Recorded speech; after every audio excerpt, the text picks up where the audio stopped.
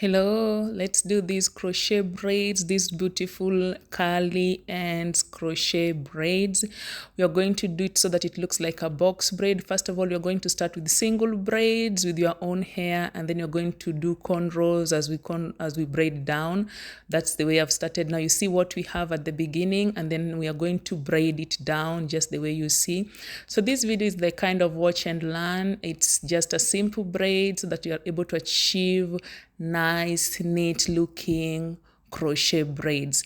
So it's very simple. It's a very good protective hairstyle.